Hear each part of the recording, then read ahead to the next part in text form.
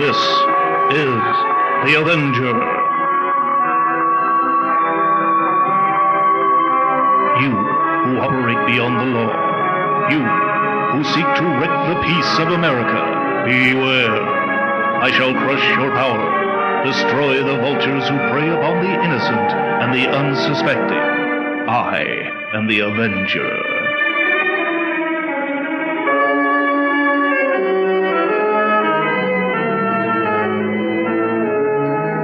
Upper Broadway, near Riverside Drive, New York City, is usually crowded at 6 in the evening. This partly residential section this evening was not particularly crowded near the bank building on the corner. On the flat roof of the building, 2 men lay in hiding. This layout don't look a cinch, boss. Do as I tell you. It is easy. Yeah, but we'll need drills, torches, and a bottle of soup to crack this vault. Your old-fashioned methods, Pinky. Bah! This is all we need. What? Those 2 little metal shells? They look like peanuts. Don't talk so much.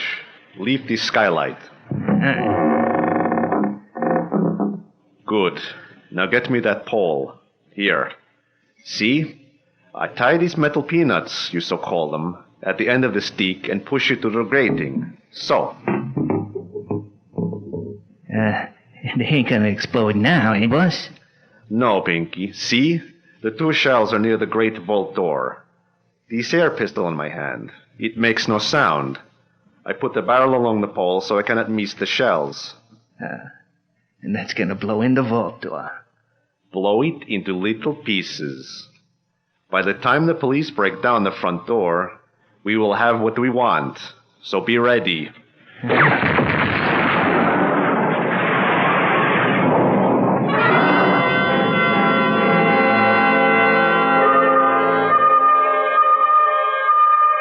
The next morning, in the headquarters of Richard Benson, a man known as the Avenger, there is an air of subdued excitement.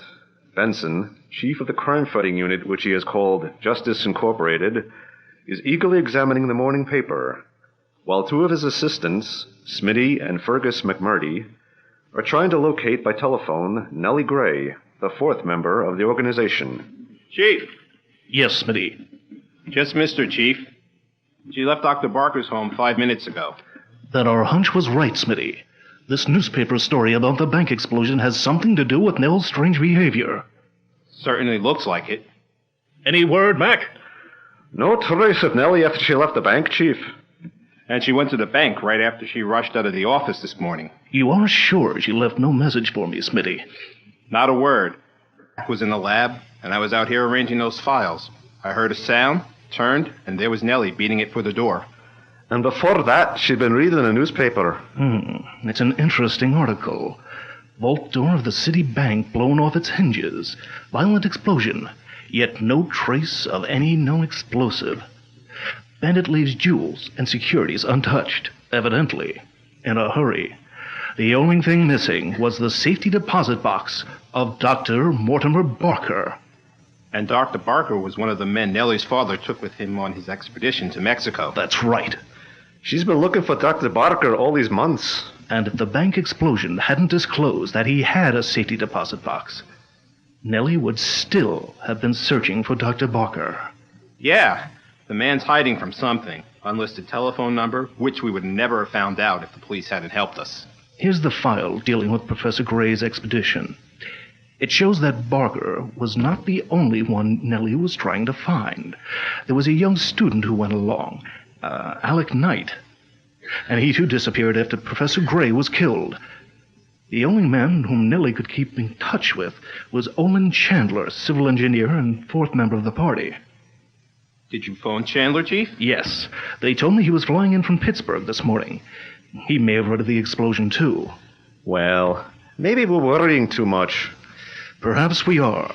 But what disturbs me is that Nell's father, Professor Gray, met his death in the same violent and mysterious manner that wrecked the bank yesterday.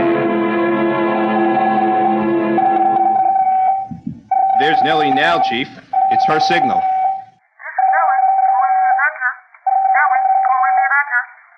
Okay, Nellie. This is the Avenger. Are you all right? I'm all right, Chief. Sorry I couldn't call you before this. Something very important has turned up. I understand, Nellie. I read the paper. I knew you would, Chief. Can you meet me at 6 in Waverly? We'll be right over, Nellie. Thanks, Chief. I'll be here in my car waiting you.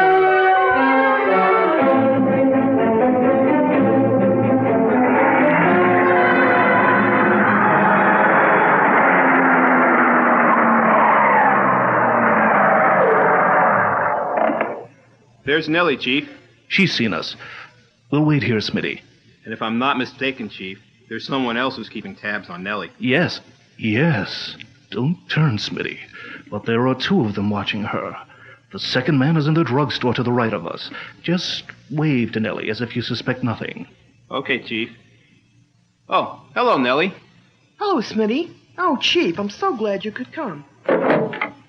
Two men have been watching you. They were working together. I caught their signals. They've disappeared now. The guy I saw looked like a Mexican. He was. The other was quite American. I knew I was being followed, Chief, but I didn't care. I think I'm on the track of the man who murdered my father. Dr. Mortimer Barker? If not Barker, at least he'd know. Barker and Knight disappeared the very day that Dad's train was blown up. The same sort of explosion that wrecked the bank yesterday. Yes, exactly the same. Dad was journeying on an important mission to Washington. He intimated this in his last letter to me, but they stopped him. Both Mr. Chandler and I feel sure that Barker and Knight were connected with this in some way. And you might never have located Barker, except for the theft of his safety deposit box. That's why I rushed down to the bank when I read the paper this morning. The manager was frantically trying to locate Dr. Barker. I offered to help, said I was a newspaper reporter. They gave me Barker's address. And he wasn't there when you arrived? No. He had packed up and left hurriedly this morning, but I found this in Barker's apartment. An envelope addressed to him. Well, nothing inside, though. See the name and the address on the back, Chief? Yes. Alec Knight. And the address, why, let me see. It's that house across the street. That's why I came here. Both Barker and Knight deliberately stayed in hiding, but they corresponded with each other. Have you tried to see Alec Knight? He lives on the ground floor. I had no difficulty getting in. I knocked, but there was no answer. He's probably out. I decided to wait for him, then got in touch with you. You took a very serious risk, Nellie. I wasn't afraid of Alec Knight, Chief. I wasn't thinking of Alec Knight, Nellie. Your father evidently discovered something of importance in Mexico, which affects the plans of the greatest munitions racketeer in Latin America, a man by the name of Carlos Borria. You really think Carlos Borria is mixed up in this? He has fomented more revolutions south of the Rio Grande than anyone else I know of. He favors no political party. Selling munitions is all he's interested in. Chief, that fellow we saw watching Nellie. That was Carlos Borria.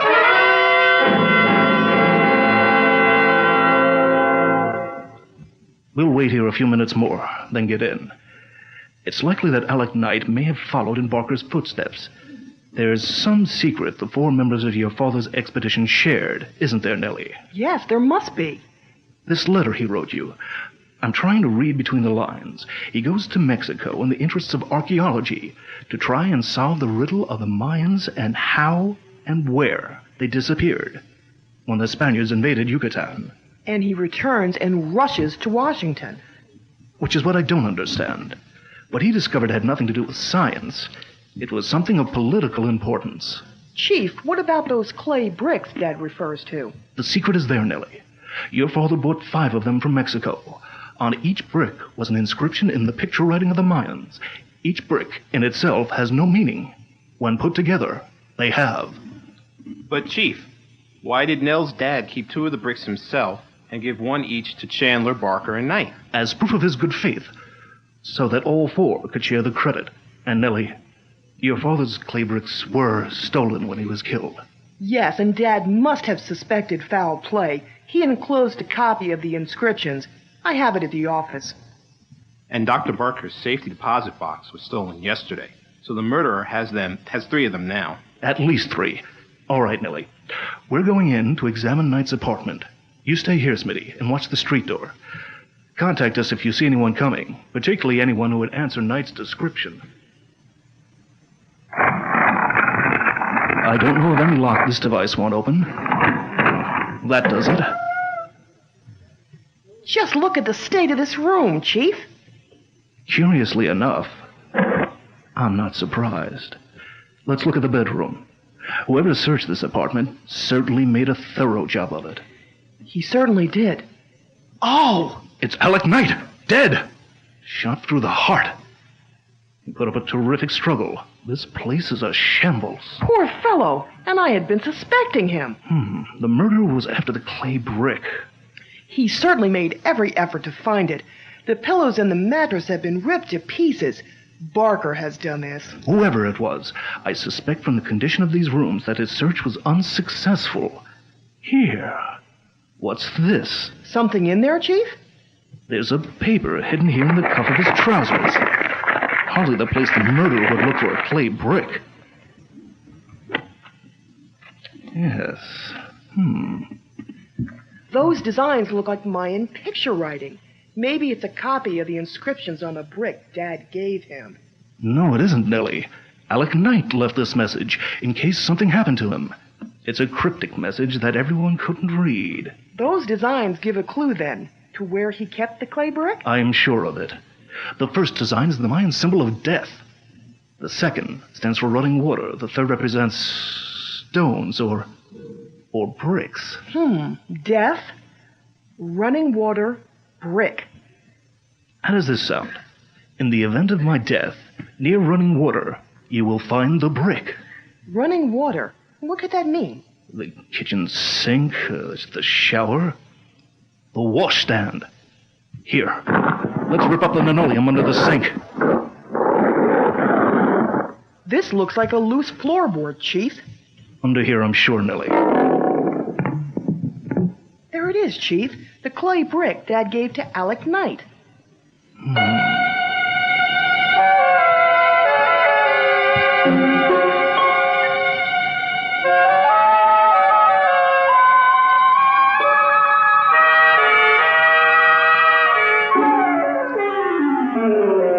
That's a lot of pretty pictures.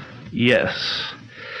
We have the inscription on 3 out of the 5 bricks. Soon we'll have 4 as soon as Mr. Chandler arrives. I think I see the connection between Professor Gray's discovery and the activities of Carlos Borea. Here, look at this inscription, taken from one of the bricks belonging to your father, Nellie.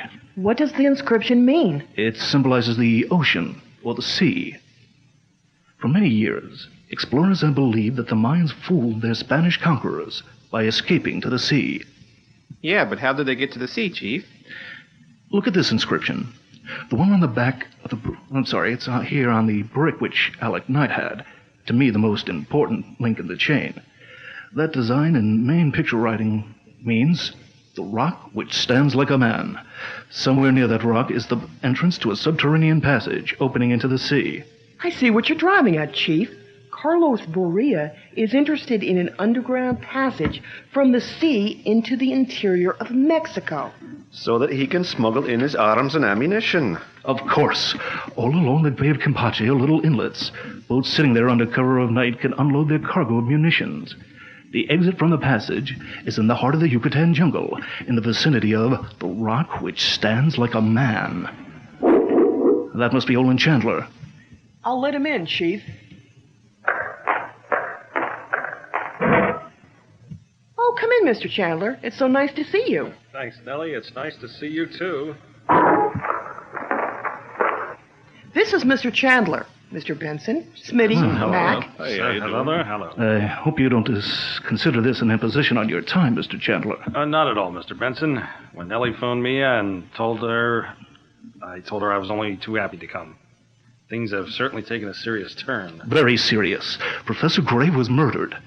Dr. Barker disappears. And then we find Knight disposed of. A tragic circle of events indeed. I see you have 3 of the 5 inscriptions. Yes, 2 of Professor Gray's, and we found this 3rd one in Alec Knight's room. Well, that is a stroke of luck. Now here is the clay brick Professor Gray gave me. If we can only find the correct position. I would say that position was here, Mr. Chandler. The first, Alec Knight's. The 2nd and 5th, Professor Gray's. The 4th, yours. Dr. Barker's brick, which we haven't got, is number 3. Good. I pride myself on my knowledge of Mayan symbols, Mr. Benson, but Yours is uncanny. That's been my hobby for years, Mr. Chandler. Yes, of course. But tell me, what does Alec Knight's inscription convey? I translate it as man like a rock. Obviously a natural rock formation. Do you know of such a place, Mr. Chandler? I think I do. Now, this second design stands for the setting sun. That was my interpretation, too. And the fifth, you would say, represents... Well, the ocean. Yes, the ocean or the sea. And I would say that your clay brick is a symbol for a tomb in a rock passage. Amazing. That's exactly how I translated it. So let us see what the complete message might mean. Near the rock, which stands like a man, the setting sun shines on a tomb in a rock passage which opens into the sea. Extraordinary. This might help us solve the greatest riddle in archaeology. How well do you know Yucatan, Mr. Chandler? Fairly well. I joined the expedition after Professor Gray made this discovery. As a zoning engineer, there was much I could learn about city planning from the way the Mayans laid out their streets. Very interesting. Mr. Chandler, time is very important in our finishing what Professor Gray set out to do. Would you... You mean, would I accompany an expedition to get to the bottom of this? Yes. Delighted. Oh, would you say there was any personal danger attached? A great deal. Did you ever in your travels hear of a man named Carlos Borea? Borea? Why, of course I have. Do you think... That explosion at the bank yesterday. That was Borea's work. The munitions racket king. Yes, that would be Borea. I recognize the work of Borea's metal peanuts, as he calls them. Exactly the same result as that huge theater explosion in Mexico City. These little seeds of death are filled with the formula of liquid oxygen, carbon, and tung oil. They are the latest thing in wholesale death. I know. I was in Mexico City at the time. And Borea is here in New York? He was this morning, in the very neighborhood where Alec Knight was murdered. Incredible. I'm more disturbed than I can admit, Mr. Benson. Of course, if you'd rather not go. But will I be safe anywhere, even if I stayed behind? I don't need to warn you to take plenty of precautions about your safety, Mr. Chandler. You are the only one alive owning a clay brick which Borea does not possess.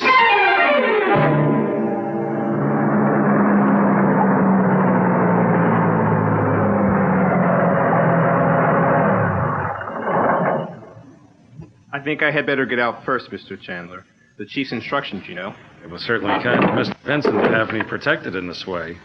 We'll need you on that expedition, Mr. Chandler. Yes. I feel a little foolish, though. This is the first time I've needed, shall we say, a personal bodyguard. You can never be too careful. I'll just take a look around. All right, buddy, get back in that car. What is this, a holdup? Looks like it. This rat crawled up on me when my back was turned. Pipe down, both of you. The boss wants to talk to you. Okay, boss. My God, it's Carlos Borea. Well, just in time to greet my friend, Senor Chandler. What do you want? You have maybe a little clay brick that you brought from Mexico? I don't know what you're talking about. No? Too bad. The brick, she is not in your apartment. I have searched. You're wasting your time, mister. I haven't anything you would be interested in, Borea. No? We will see. All right, Pinky, search him. And don't any of you move. For a little clay brick, I would not like any accidents to happen to my good friend, Senor Chandler.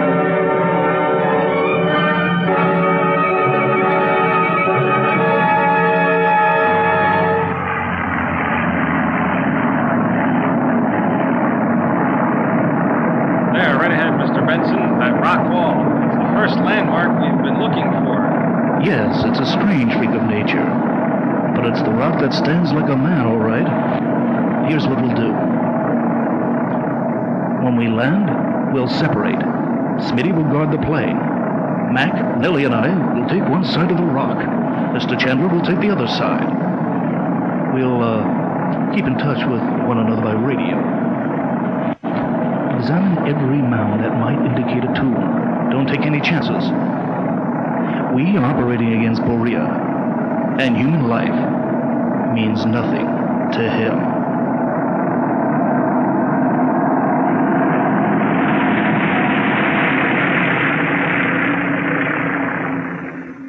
We might tramp around for years and still not find anything that looks like a tomb. That's true, Mac. The second clue, Chief. The setting sun. Would that mean anything? It might. The sun was always important in the beliefs of ancient peoples. Aye. It shines hotter in here than any other part of the world, I'll bet. Look at that rock. I've never seen a more grotesque formation in my life. Just like a human being standing with arms at sides and head tilted back a little to stare into the sky.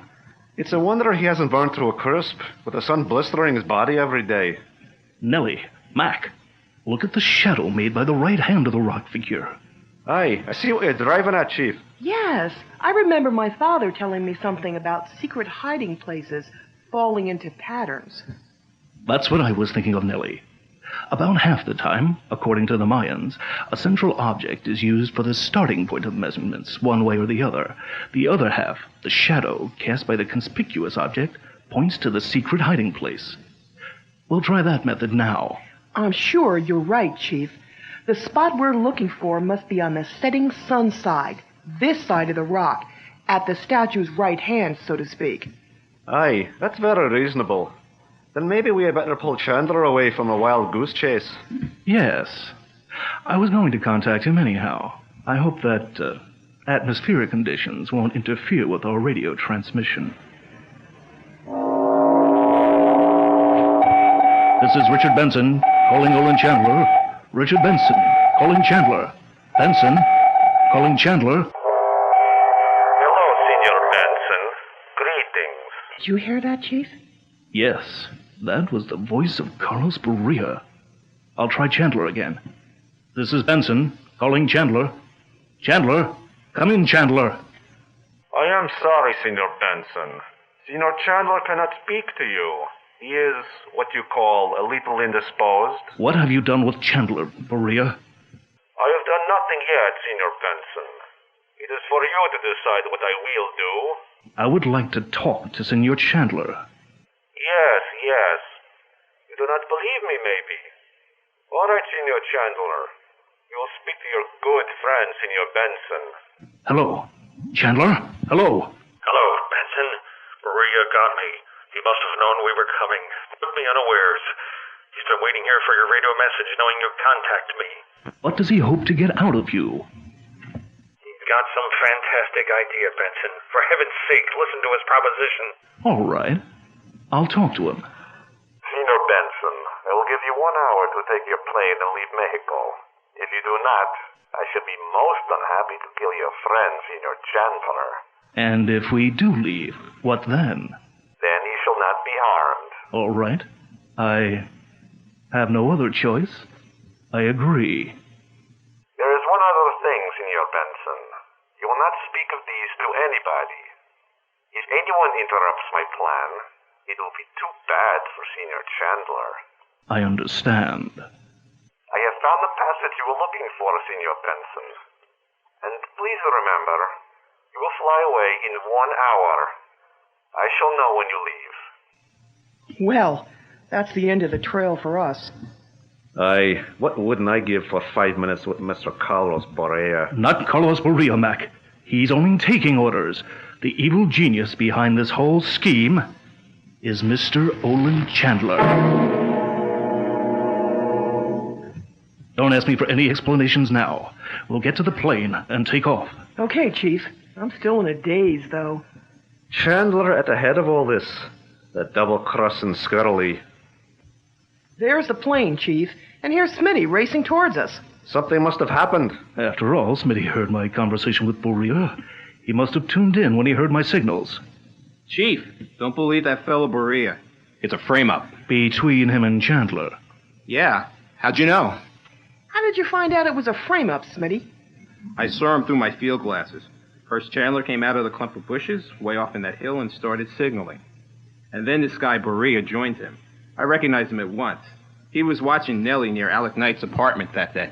And did you notice how friendly they were, Chandler and Berea? You'd think they were long-lost brothers. Only Chandler seemed to do the bossing. You aren't going to let him get away with this, Chief. Presumably, yes. And if we're not off the ground in a few minutes, we are likely to be trapped in something. That will be the finish of Chandler and Berea.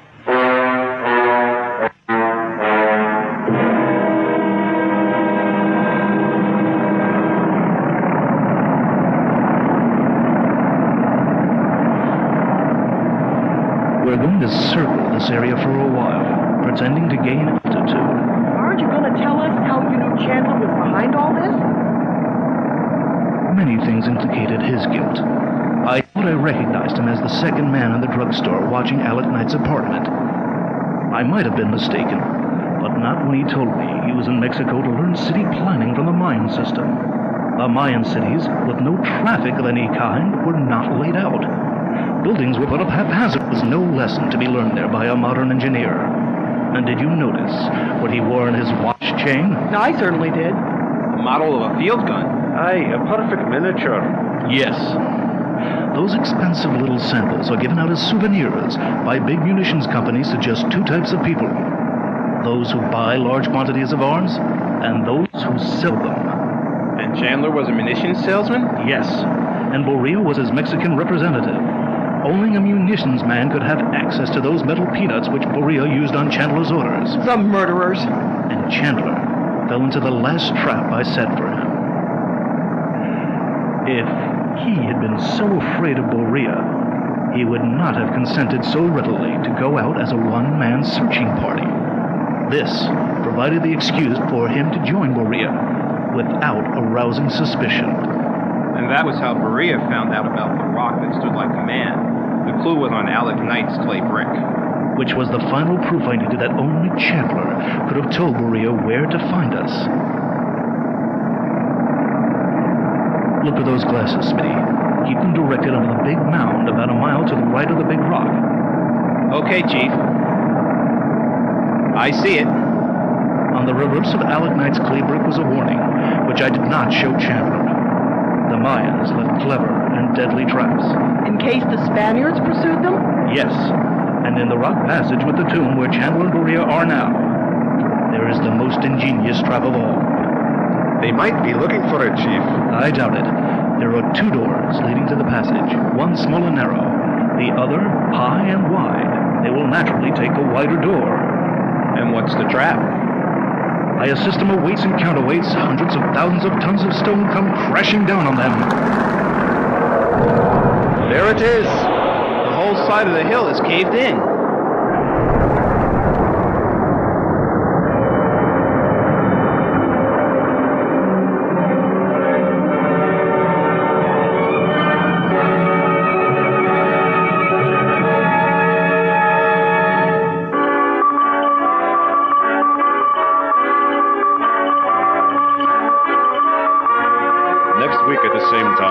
The Avenger brings you another exciting story of his death-laden conflict with crime, stopping out the slimy creatures who seek power and wealth not rightfully theirs. Whether you read The Avenger or listen to him over the loudspeaker, you'll be thrilled by the exploits and the brave daring of this unusual character.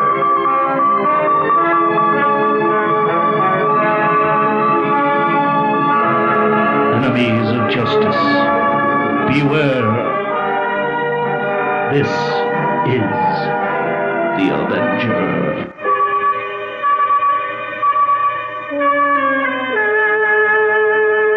The Avenger, adapted, written, and produced by Maurice Joachim, is a weekly presentation from the studios of WHN.